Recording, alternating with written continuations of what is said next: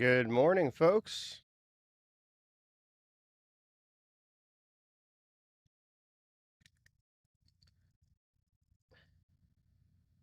Hope everyone is having a great start to their week.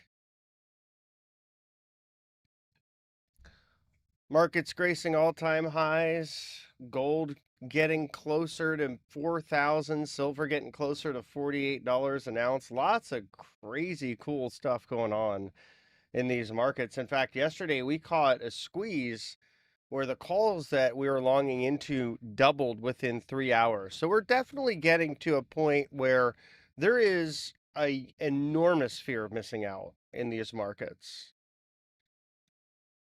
And that's powering some of the returns that we're seeing in the near term.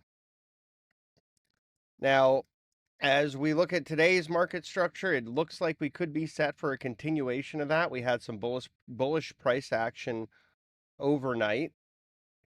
That is to say, we made a low and saw a pretty powerful buy the dip impulse come right back up and gobble up futures.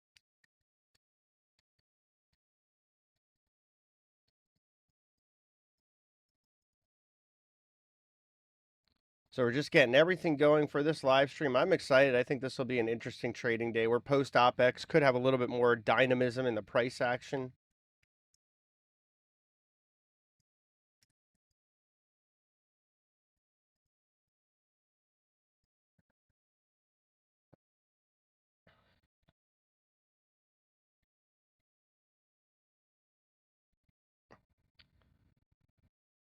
So first and foremost, as with every week, I like to start off talking about managing your risk as a part of this general disclosure. Really, the point here is don't risk more than you're willing to lose.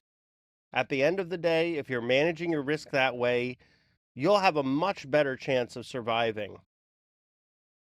If you don't manage your risk that way, there's a pretty good chance you're going to get hurt and maybe not come back to the markets because of how badly you got hurt. So, the really simple premise of this is if you have so much on in terms of size that you're not sleeping well at night, then you have too much risk. My simple way of looking at risk management is not putting more than 1% of portfolio liquidity at risk for any given trade. That way, you'll always have enough ammo to come back for the next trade.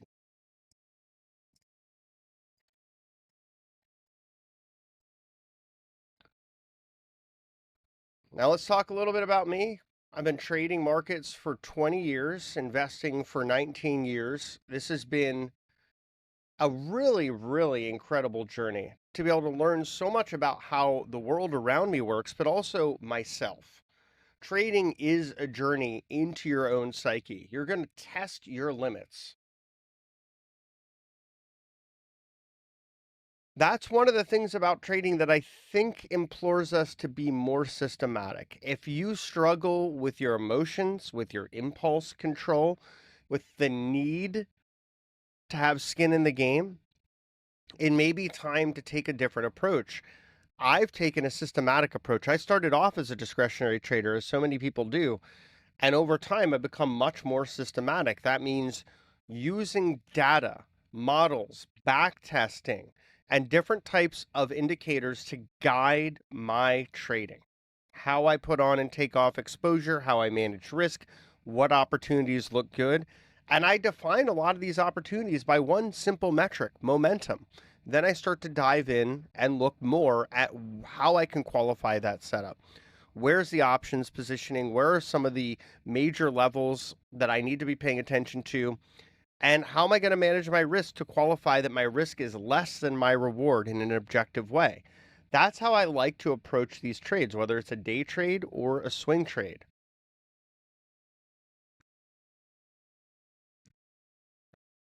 Now, I've modernized my system over the past several years to really incorporate options as a pivotal part of decision making, both for day trading and swing trading. And I would implore you to consider doing the same. The reason is that options drive these markets more than they ever have before. Just look at the S&P 500, for example. about 1.3 trillion of notional, that's trillion with the T, of notional capital trades through those index options every single day. 60% of those options expire the same day. So it's a pretty incredible amount of near-term interest and options trading that drive the S&P 500 and the broader market. Paying attention to where the flows and key levels are can help you to determine where there's momentum and where there may be support and resistance.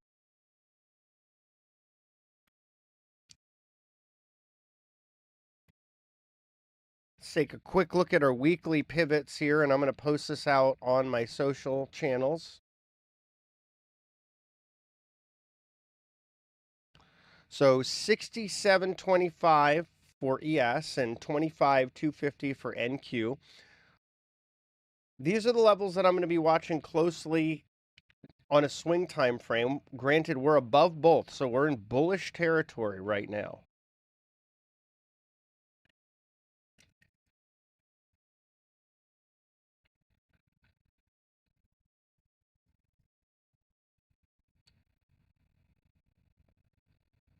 I just popped those out on my Twitter feed. I'm never going to get used to calling it X, but you can find it there for those weekly pivots.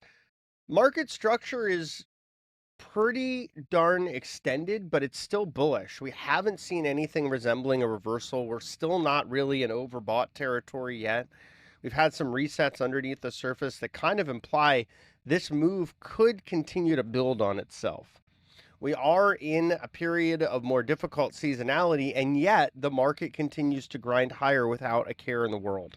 So at the end of the day, I think it's going to be really important to see how this week goes, because now we're unclenched from a lot of that gamma exposure. We're seeing major desks roll up their exposure to the 6,800 and 7,000 strikes. So that gives us a sense that there is growing confidence in higher highs even from here. And I can hear through the internet people sighing, saying, when will we get a correction? I can't tell you that until the momentum starts to shift that it's more likely. I can just tell you that right here and now, we don't have that in the cards. Now, I want to share an exclusive deal with you all. If you're interested in checking out Bookmap, you can get up to 40% off. Visit traderaid.com/bookmap. That's traderaid.com/bookmap and scroll down to the special offers. Also, if you'd like to participate in this adorable contest, the Bookmap Pets contest, you can win prizes by sharing pictures of your pets near your trading setup. And they're part of our trading. We've got to be real. I've got a quant that's a bunny. She's a big part of my trading too. So share your companions and get a chance to win some awesome prizes. And check out some of the awesome pro trader webinars that are going on at Bookmap right now. This is a pretty cool thing to be paying attention to, because you've got a lot of experienced traders telling you how they're using Bookmap to trade the markets. I like sharing every week, Tuesday at 9 a.m. Eastern, so come back, but also be sure to check out the other educators on the Bookmap Discord and YouTube, including my good friend Bruce, who's an experienced trader, been working with Bruce for years. Definitely worth giving him a shout out here, because he is a source of all kinds of information about how to use Bookmap, especially for these intraday setups. So with all that being said, we're going to dive right into the namesake here. Got Bookmap on screen, and we're going to zoom out just a bit, show the overnight session. You can see yesterday we had that big ramp up into the afternoon, got a little bit of a dip pre-market here. It was bought, and you've got someone sitting here on bid at 67.45 with some size, 884 contracts there. You do have some buyers a little bit offsides from the overnight session here. 251 contracts just up there at 67.55. So they would want to see price start to move above that pretty quickly. The further below that you get, the more they become offsides and could become motivated sellers. But overall, what do we see overnight? We see consolidation in a pretty narrow range that could set us up for some continuation. And I would say the path of least resistance is likely to be higher here. Yesterday, we also had significant call flow into the close, targeting that 6,700 level on the S&P aggressively. You can see that here, that hot call, 200,000 volume, warm call, 164,000 volume. To give you a sense of scale, that's 364,000 call contracts being bought in the S&P that are 0 DTE, targeting those higher strikes.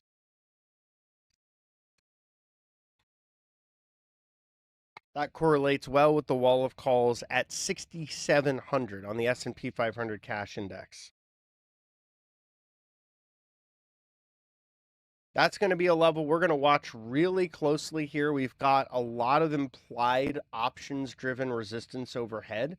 So that's going to be what's important based on those levels. Market open coming up in just about 20 minutes here. And we do have some interesting stuff on the calendar this morning, including U.S. S&P Services PMI flash, manufacturing PMI flash, and of course the composite. Then we have Trump speaking at 9:50 and Bostic speaking at 10 a.m. Trump will then be attending a bilateral meeting at 11:10 a.m. We'll have the Fed's Powell speaking at 12:35 a.m. Trump's meeting continues at 1 p.m. and then we have a 2-year note auction at the same time. So we could have a fair amount of headline risk today, just looking over all of what's planned. And of course, there is also what isn't planned, what headlines come out or other events transpire that could change the tone of the market. Let's take a look at the Nasdaq overnight as well.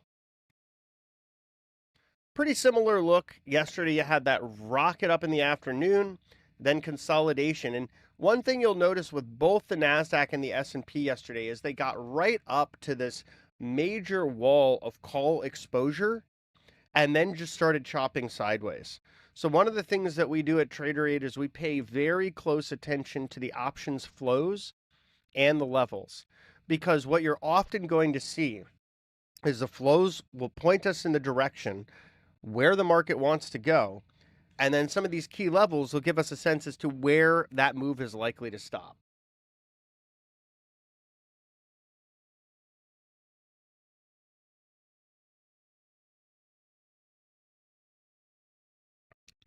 Yesterday on our Discord, I was pointing to these call implied resistance levels on the S&P and Nasdaq and saying it wasn't likely we were going to get too much more upside from there.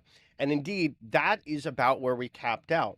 So it's important because I can't really emphasize enough how much you really do want to incorporate watching options into your trading strategy, especially if you're trading instruments that are highly traded in options. For example, if you trade S&P futures, it's important to note more of the price discovery that impacts S&P futures is happening in the S&P 500 index options than in the futures market. Futures market's trading a few hundred billion of notional in size. The index options trading 1.3 trillion notional in size. So it's a lot of activity. And that activity then has an impact on price discovery. Think about it this way. If you're a options market maker and you're selling these SPX options out there, selling calls, you have to hedge your delta. You don't want to get caught on the wrong side of a big move higher and have to pay out contracts that you don't have the capital for. So you hedge that delta by buying the underlying. When a customer comes to you and buys calls, you're buying the amount of S&P contracts you need to be delta neutral on that exposure. So that means when there's a lot of call buying, that's creating upward pressure because of that dealer hedging. And there's some asymmetry there too. You're employing leverage using those options. So without options on the radar, you're not seeing the whole picture. It's really important to watch them. That's one of the reasons that I built the SPX options visualizer, which has been an invaluable trading tool. And we've got the same for the NASDAQ and all the major stocks. Anything optionable, we can pretty much graph out this information and find the key levels and flows as well.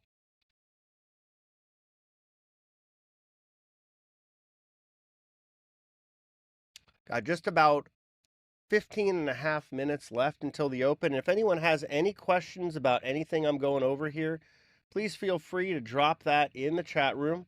I'm live on a couple of different areas, so give me a moment to catch up with you if I don't get it right away.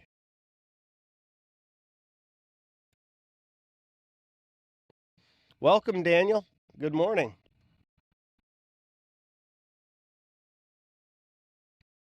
Yeah, we do have President Trump live at the UN. That's pretty much what's going on throughout the day from 9:50 a.m. through really 7:20 p.m. Intermittent appearances, events at the UN from Trump. We also, again, have S&P PMI flash for services, manufacturing, composite at 9:45, and Powell speaking at 12:35 p.m., as well as a 2-year note auction at 1 p.m. Bit of a jam-packed day for us. I think it'll be fun.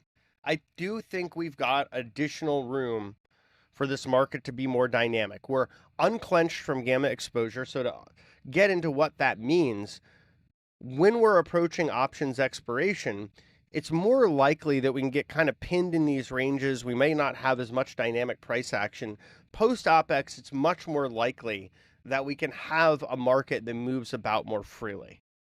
And we've consolidated all night long. It's like the market's coiling up that spring. Hopefully we get some resolution to that. And I'm thinking it's likely to the upside, but we do need to be mindful of these areas of call implied resistance, particularly on the S&P 500.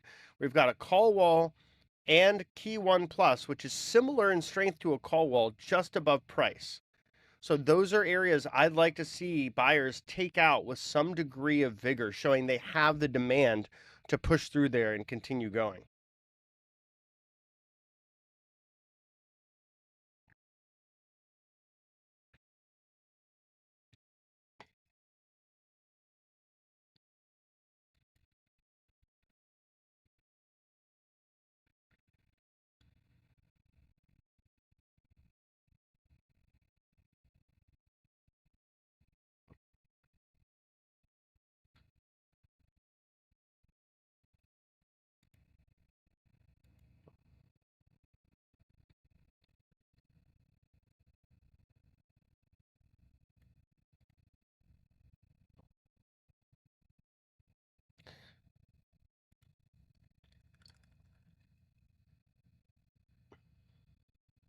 And we've still got that guy out here throwing a pretty big bid into the order book. It's kind of been all over the book this morning, so we can see on the S&P.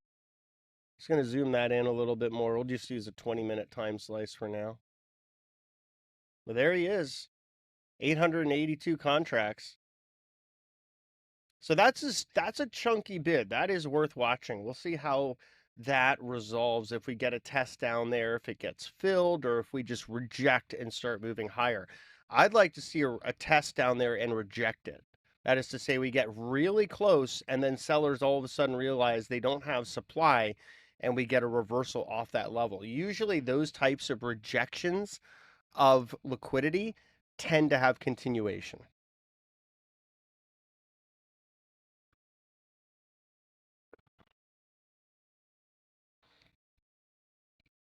And looking at the heat map here as we get ahead of the market, you can see here we had a very small stop run.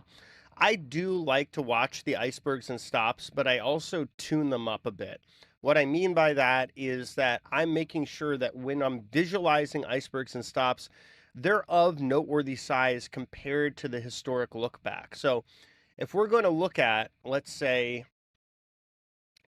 the icebergs on chart, you can go into your add-ons, assuming you have this add-on. It's part of the MBO data package. You can go to your iceberg visual settings, and you can set your standard deviation multiplier to 10. That means it's only showing the most extreme icebergs based on that multiplier, and I'm using a 90-minute interval.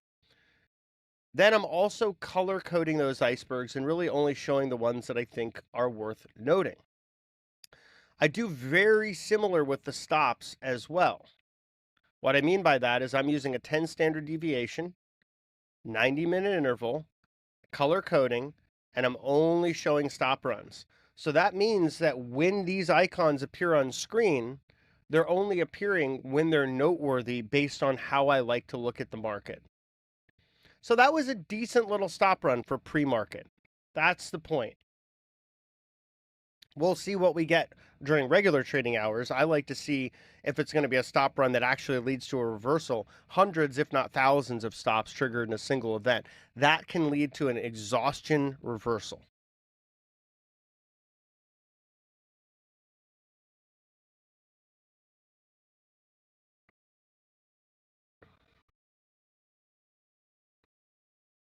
And just about 10 minutes until the market opens. And again, if anyone has any questions out there, let me know.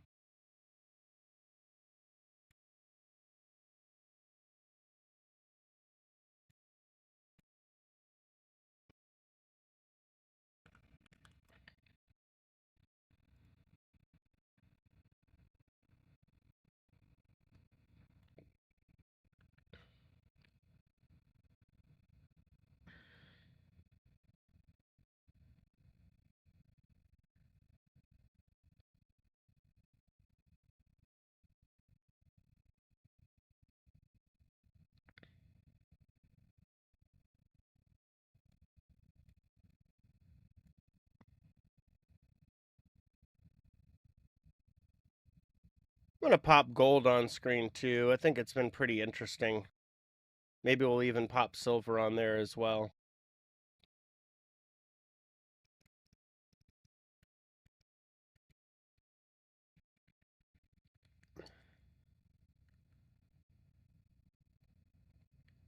But gold and silver, I'll just quickly take a moment to speak on them because I've been really bullish on them for the past just under 2 years, looking at them as opportunities to hedge against uncertainty, especially with gold. But now I'm really bullish on silver. You can tell silver's dynamism has come back in a big, big way. So silver to $48 an ounce seems all but inevitable this year. Maybe even this week with the way it's trading. It's been absolutely incredible. So give me a sec here. Just got to pop gold into COMEX.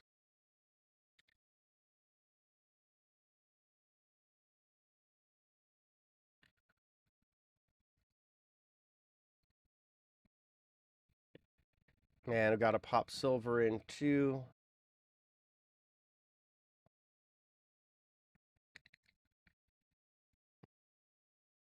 And then I'm going to just quickly tune some things up with them.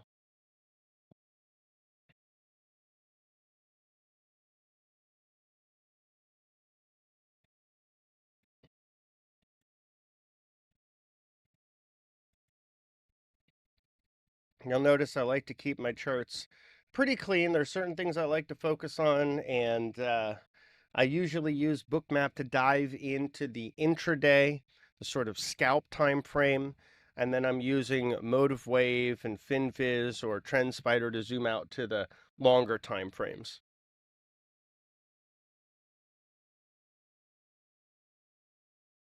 So we've got gold on screen. Gold has been quite a incredible trading vehicle. It's been a story of a Bollinger Band breakout. And I want to share this with you all because if you're ever looking to swing trade things like gold or Bitcoin or silver or other asset classes that are driven purely by momentum and psychology, this is a really, really good way to look at your setups. So let me see if I can get this on screen. Doesn't seem to want to let me show. Here, hold on. Let's try a different way of doing this.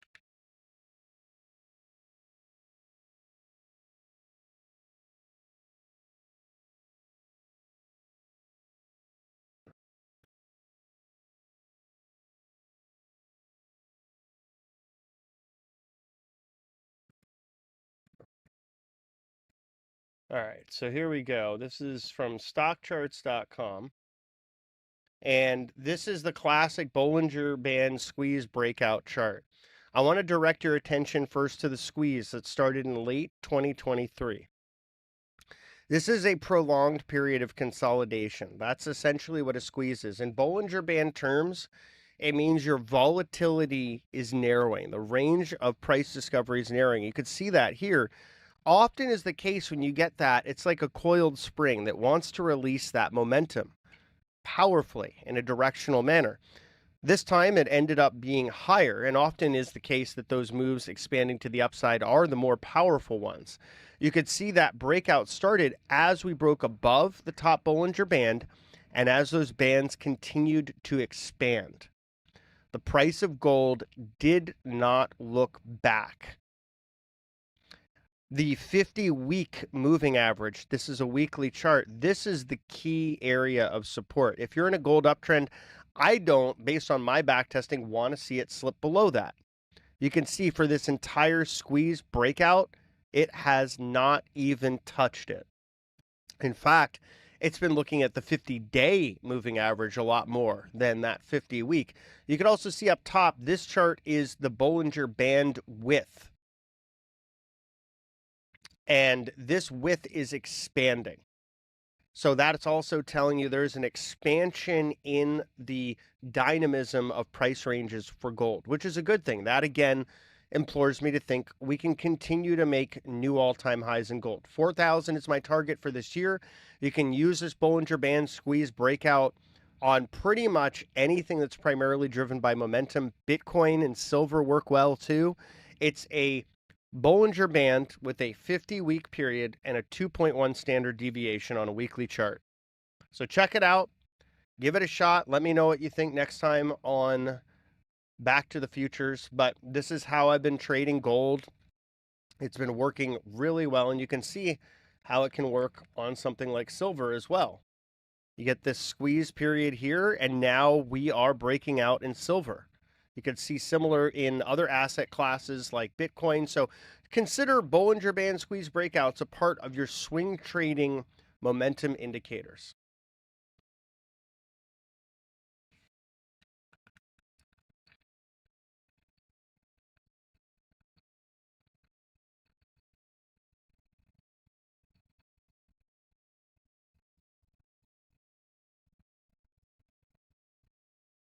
So we'll keep gold and silver on screen to watch today. We've also got the euro and Bitcoin.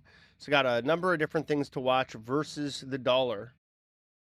But as we approach the market open with just about 3.5 minutes away, we are going to go back to the S&P futures where we're starting to see some aggressive buying. These delta bubbles are showing you the difference in volume between buyers and sellers. The larger they are, the more aggressive they are.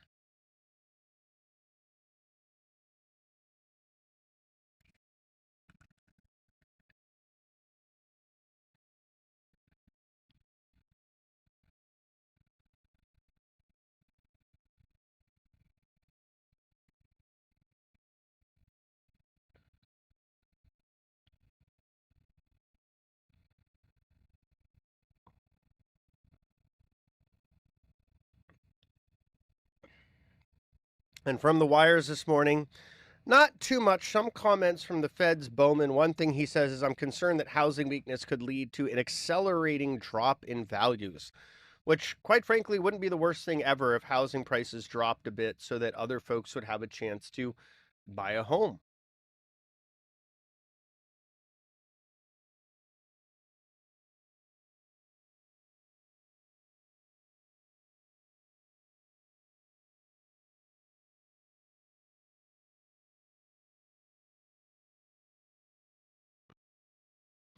We did get Johnson Redbook year over year in this morning as well. Came in at 5.7% versus the prior 6.3%.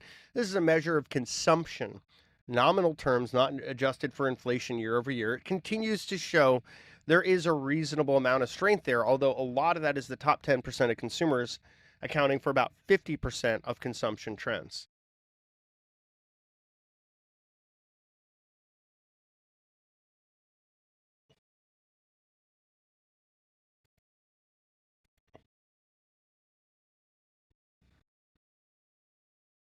Market opening in just about 40 seconds here. Remember, we're going to be watching this call wall in key one as potential resistance overhead. We're seeing that large bid pulled. Let's see if it moved anywhere else in the order book. No, it is gone. That bid was there like all morning there was someone just hanging out there around the bottom of price, kind of spoofing. They never got their fill, and now they've just pulled it. So we'll see if that phantom bidder comes back to the book a little later.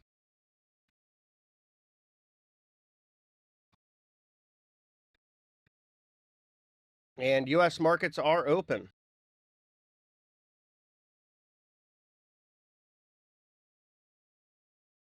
Getting a little bit of iceberg buying and selling right off the open, just some settling of orders.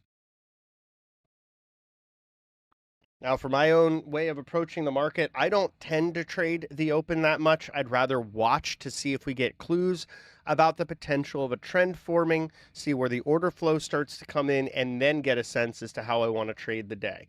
I don't consider it to be an immediate rush to just start placing orders in the futures. Patience almost always pays.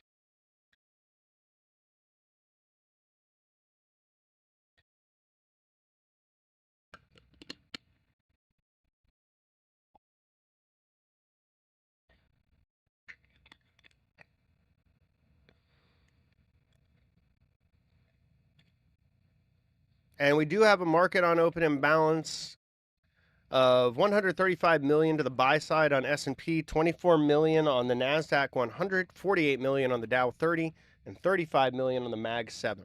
So modest positive market on open pressure.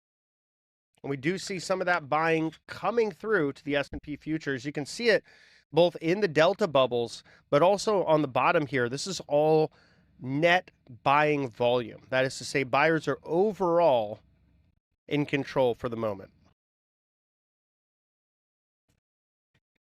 Let's see how we do when we get up to that call wall. That's going to be a major area of potential resistance overhead.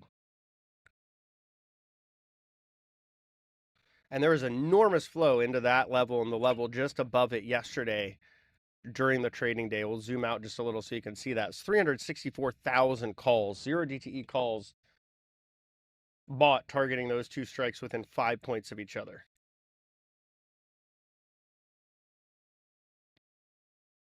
And wouldn't you know it, that's just about where the market closed too. Again, options flow is so important for trading these futures and trading in general.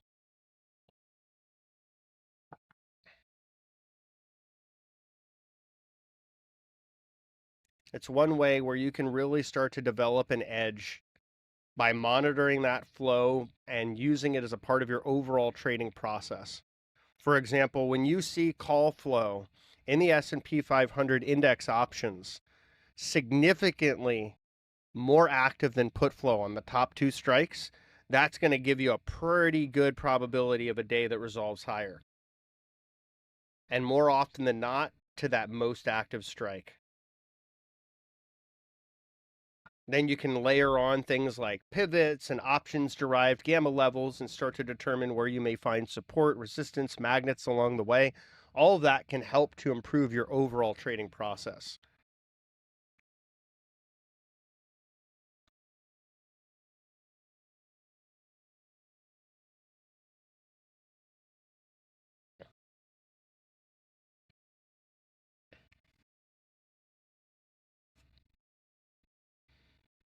And we are getting pretty darn close, pretty much testing that call wall now. Buyers a little bit more timid as we're right up against it. May consolidate here, but overall, I get the sense they want to take this higher today.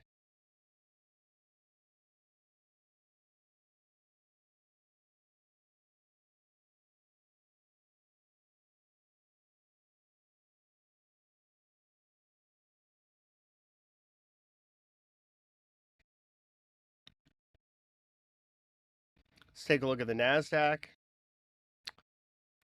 And we're going to zoom that in for a 20-minute time slice. Bit of a different look on the Nasdaq, some weakness off the open, getting to that point of control, quick head fake below, and now starting to base above it, making new regular trading hours highs now in the Nasdaq here, pushing above key 5 plus.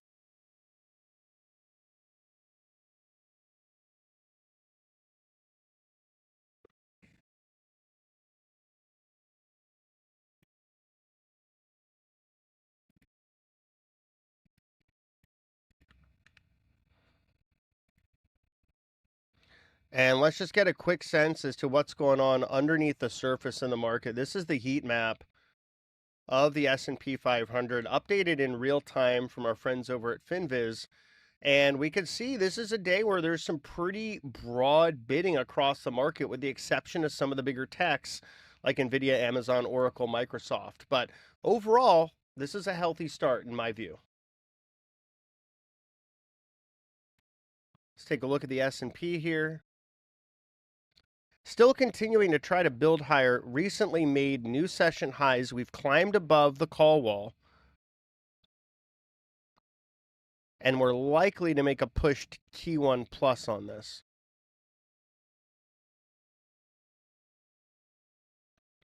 Still a pretty narrow opening range, but pretty early. I like to look at the first 20 minutes of trading to get a sense as to how big the range is. That can give me a sense as to how much range expansion we may get if indeed we have a trend day. But you'll notice S&P showing some relative strength. Nasdaq, not so much. Those big techs that we saw in the red on FinViz, that's dragging down the Nasdaq without a doubt. You can see that in the way it's trading. So that is our first red flag here. If you're bullish on this price action in the S&P, you still can't ignore what's going on in the Nasdaq. It is a risk, at least in the background. That is some motivated selling happening here as well.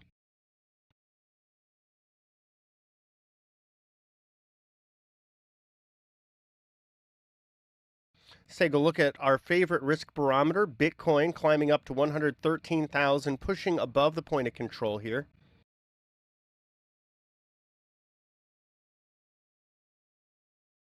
So the crypto had a pretty rough day yesterday. Seems like it's trying to give us a bit of a base to trade off of here. I do like the way it looks above the point of control here. I think we could get some continuation if we're able to build some more acceptance above it. Right now, we're just consolidating. Let's take a look at gold as well. Gold continuing to push higher. We are less than $200 away from that $4,000 price target I have for the, basically, I'm looking for that before the end of the year. But by the way this thing is trading, it could happen before the end of the month. Just precious metals are on an absolute tear. Let's look at silver here. Silver, wow. Let me just clean this up here. Silver at $44.69. That is an incredible move we've had over the last several weeks. Just a violent expansion in range, making new highs. The next level I'm really looking at for silver is $48 an ounce. That's around the all-time high it made in 2011 before it went bust. And that high was made with parabolic moves leading into it. Very different than what we're seeing this time around. This time it's a much more orderly grind higher. And that tells me it's very likely we've got more upside from here. Silver is also an industrial metal in addition to being a precious metal. And we are starting to see some demand for it, for batteries, for renewable projects, for communications, for military gear, and otherwise. That demand is still robust. Let's get back to the Nasdaq. Nasdaq's having a kind of nasty morning. The S&P is still grinding higher, and the Nasdaq really can't get out of its own way, making another low just here. That's an interesting divergence. And it does come down to that heat map as well. You could see the S&P nearing its daily highs as the Nasdaq makes a new low. And it's all about this heat map. You can see the weakness in tech, and then the strength in all these other sectors is helping to give the Nasdaq that relative weakness and the S&P that relative strength.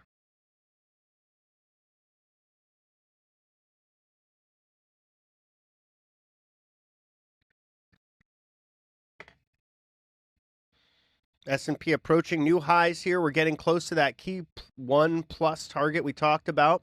Bit of a stop run on that move. 170 short contracts stopped out with buy stops on that move to new session highs.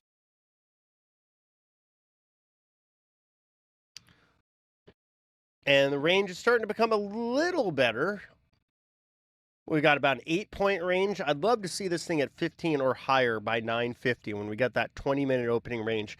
I'd love to see a 15 handle top to bottom range in the SPOOs or the S&P 500 to give us a sense we could have a more dynamic trading day. So that's what I'm looking for. Whether it happens or not is a whole other story, but I will tell you this, I'm not super tempted to trade it if it's 10 or less. On the opening range, if that range is 10 or less handles, usually a more boring day ahead.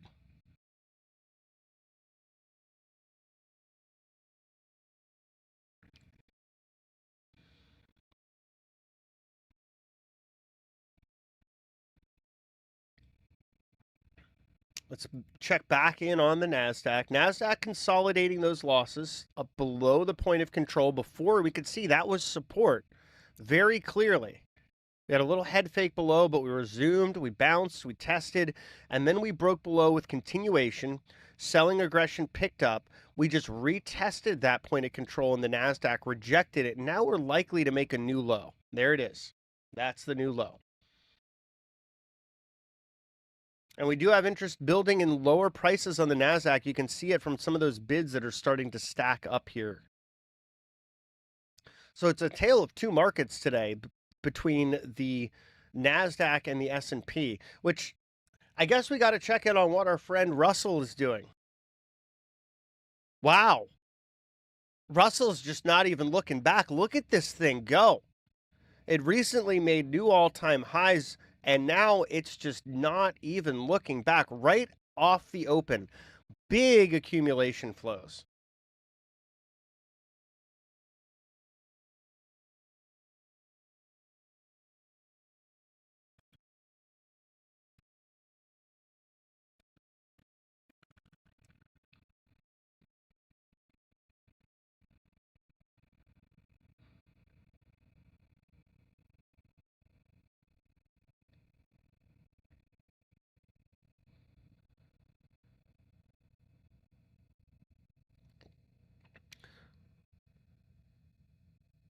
You can see we're seeing a little bit of resistance here at key 6+ on the Russell. We're going to go back to the Nasdaq here. Looks like the S&P is starting to fall out here.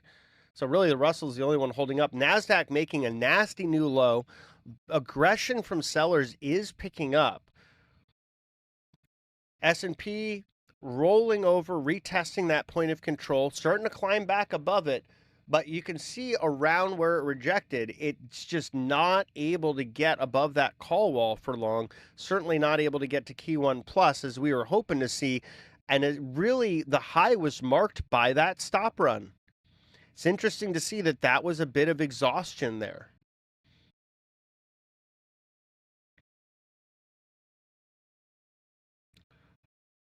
Let's take a look back at the heat map, see what's going on. The red is getting redder in big tech. Palantir was also up over 3% earlier. It's cut that gain in half. A lot of strength here in energy and basic materials, industrials, some of the more cyclical areas, financials as well, getting a decent bid.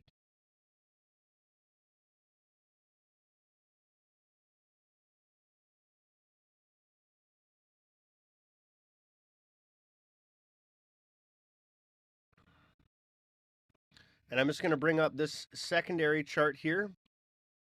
Pretty clean rejection of the call wall. This is one way you can look at it. This is using the SPX options visualizer through Motive Wave. And you can see we had what you could call really a head fake up here. Now we're seeing that entire move and then some reversed on aggressive volume.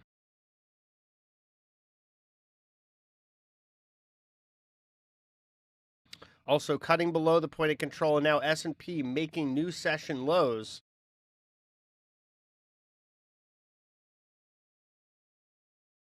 Let's check on the Nasdaq here. Nasdaq just stair-stepping down. So the Nasdaq, very clearly, if you're looking at this intraday, this is a microstructure downtrend. Lower high, lower low. Lower high, lower low. And that seems to be a pattern that could be continuing here with the weakness in big tech. So we talked a little earlier about one reason for bulls to be nervous is the price action in big tech and the Nasdaq. We're seeing that play out to some degree in the way that it's pulled down both the Nasdaq 100, but also the impact it's had on the S&P, which was looking pretty good, and then slipped.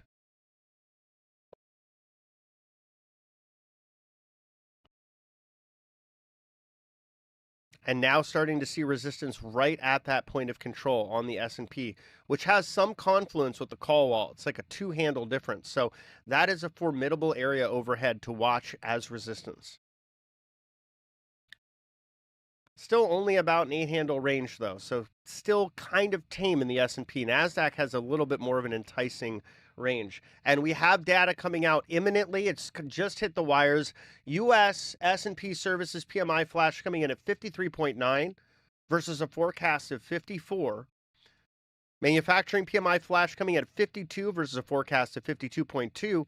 Composite coming in at 53.6 versus a forecast of 54. So all these coming in pretty much in line with what the expectations were for that data. And you can see ahead of that, the order book lightened up. There's pretty much no liquidity near price.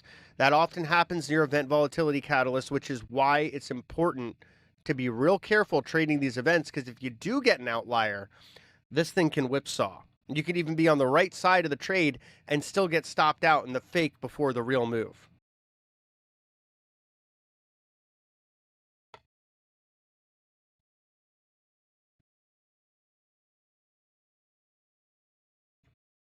Looks like S&P is trying to put in some lows here, building a base back up the point of control, now re-challenging that call wall. Let's look at our friend, the Nasdaq. Seeing a kind of similar look, haven't put in a new low, got some more buying aggression coming in. You can see this Delta buy candle is the most aggressive since the open. So that's a good start. Let's see where the Russell is. The Russell doesn't even care about any of this. Look at this. It's amazing. It had just a sort of like a tiny little look below, and then it was like, you know what? No, we're just going to keep pulling. You can also see buyers continue to step up the point of control. It's really bullish when you see buyers pulling that point of control higher and price continuing to run higher as it is here. So Russell is just absolutely tearing higher.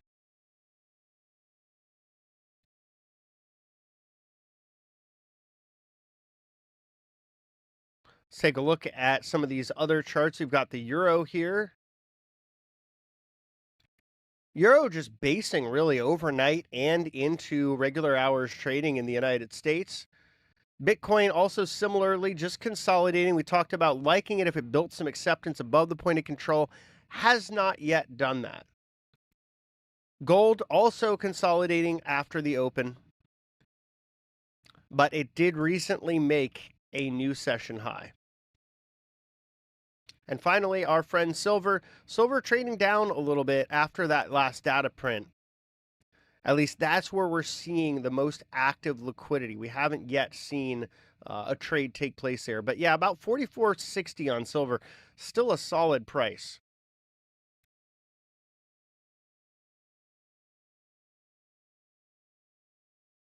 And we're starting to see some of the options flow come into the S&P 500.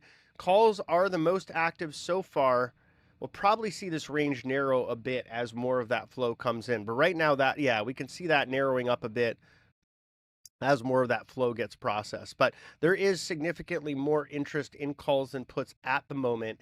And S&P 500 futures right now just at the SPX implied call wall with a new offer coming in overhead, 592 size.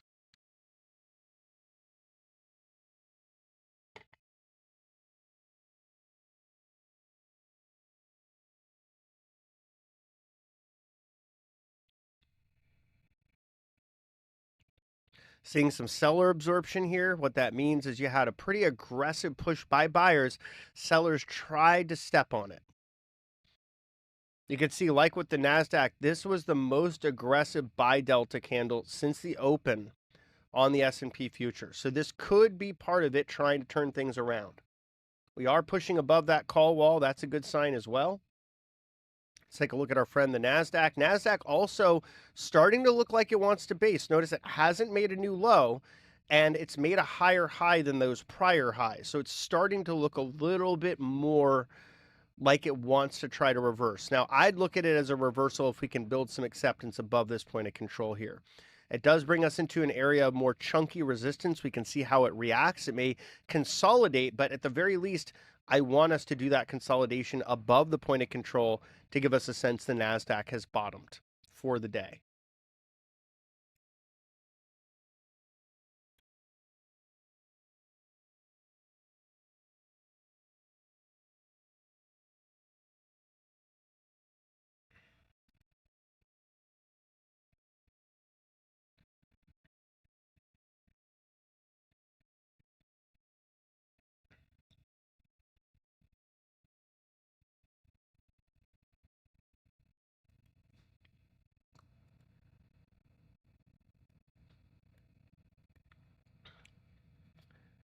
Ship says, teacher, I would like the euro to go down so that my American money that I transfer to use here is worth more. I could certainly understand what you're looking for, but I would say that, you know, the policy framework for the US dollar, fiscal and monetary, suggests more weaknesses ahead. So, you may not necessarily get what you're looking for, but certainly I hope for the best. All right, and then I've got a chart request for Kenview, so give me a second there. I'm going to pull that up. Wow, this thing has really had a difficult go. So for KVUE, here's the chart on screen, and this just looks kind of nasty. This is a trend that turned pretty meaningfully lower over the summer. You could see it kind of topped out in May. It had that really didn't take too much of a hit during that April craziness that we had versus some of the other stocks, but nevertheless, sort of topped out in May. That was the highest high. Then made a new lower low, lower high, lower low. This thing is in a downtrend on a daily time frame. You are, however, seeing some really aggressive accumulation. These are delta, or these are relative volume candles down here. So someone big is coming in and saying, hold on, I'm willing to buy down here. If you zoom this thing out to a weekly chart, it's kind of nasty that it's below the lows that we had in 2024. I don't really like that look. That area and the area from 2023's lows is now resistance overhead. So for me, for KVUE, in order to say that like a bottom is in, it needs to get back above these lows and build some acceptance, likely on a weekly close at the very least. I would say above 18. Possibly a bit higher even. Maybe let's just say, to be honest, above 1850 to give us the best odds. But I will say overall, at least, this relative volume buying is an encouraging start.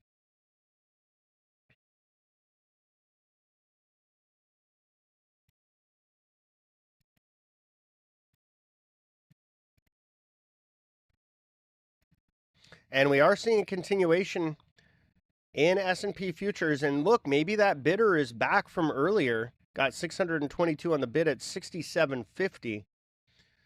Got a perfect bounce right off the point of control several times. Now starting to see buyers become more motivated. That iceberg sell also really didn't have much of a negative effect. So overall, it looks like there is interest growing to the upside on the S&P futures.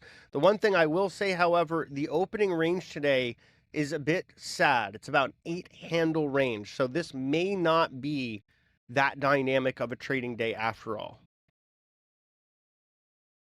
You're welcome, STT Voyager.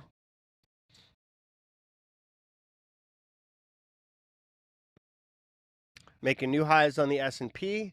See about the Nasdaq. Nasdaq grinding out that low. Still want to see it push above that point of control on a maybe a 5-minute acceptance time frame up here, just to give us a sense that we put in some kind of meaningful low.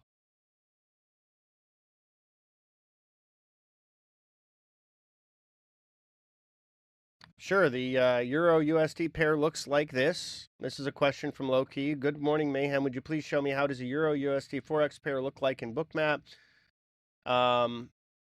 In terms of whether it has its own idiosyncratic traits, I mean, I imagine it would, because it's a futures contract. That's how you're going to view it in Bookmap. So it's going to be, I'm using the 6EZ5.CME at Rhythmic contract. So if you have Rhythmic as your data provider, that's what you're going to see as the symbol. And it's pretty darn liquid. I mean, you've got 18.1 thousand, 18.2 thousand contracts on the order book. And, you know, if you're trading the Forex pair, this is going to be pretty darn close to it. It may have some orders that execute here that don't there and vice versa. That's to be expected. But overall, I think it's pretty darn close.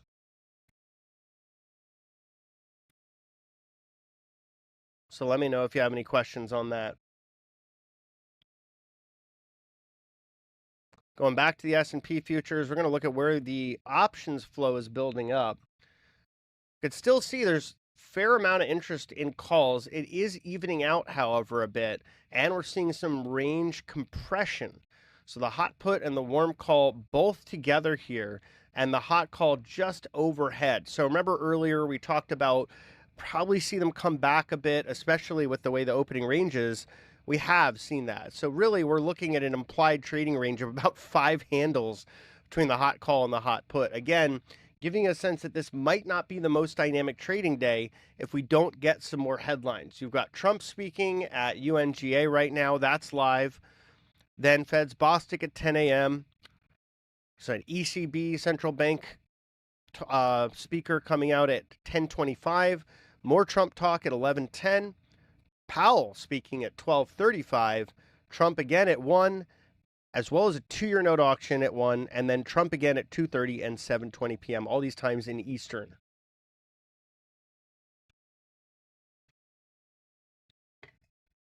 But I will say the reaction function of the market to headlines has been reduced over the last 5 months quite a bit. It was extraordinarily sensitive during the, say, first 3 months of this administration, and now we've seen that reaction function really diminish, which is overall, I think, a good thing. That is to say, you know, if a headline comes out of left field, it's less likely to knock you right out of your position.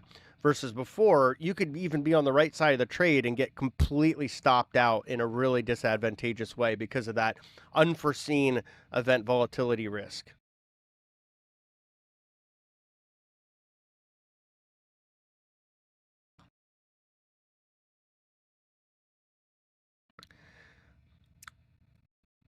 So overall gut feel here is this could be a kind of narrow ranging day. I would like to see the most active strikes, the range between them, expand. That would give us a sense that the larger desks that are trading this market are looking for a wider range. Right now, we don't have that. Right now, we have a 5-point range between the two most active strikes, and we have an 8-handle 20-minute opening range. Both of those are giving us an indication that this may be sort of a continuation of the overnight consolidation. We need some kind of catalyst to get this thing moving.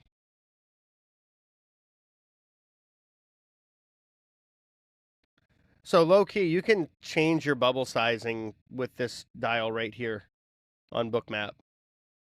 So if you want to, you know, make them bigger, smaller, whatever, you can just use this volume dot size and scale them as you wish.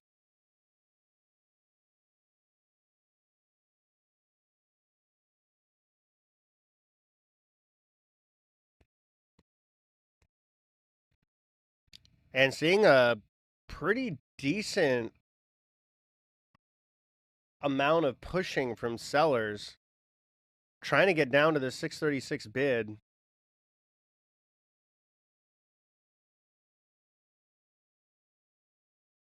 Now, what you'd want to see if you're bullish is for this to be rejected, sellers to kind of pull away. If they fill this and keep going lower, that gives you a sense there is room for continuation, that there's still more supply. So far we're rejecting that level, but let's see, because this has been a pretty heavy tape this morning. And folks, if you're interested in checking out what we're up to at TraderAid, visit us at TraderAid.com. You can use the code Mayhem20 for 20% off your first billing period. And if you want to check out Bookmap, visit TraderAid.com/Bookmap. Scroll down to the special offers for up to 40% off your first billing period there. As always, I want to thank everyone for tuning into this week's episode of Back to the Futures with me, Markets and Mayhem. Where did the time go? That hour just flew by. I appreciate you all. I'll be back next week, Tuesday at 9 a.m. Eastern, so be sure to tune in.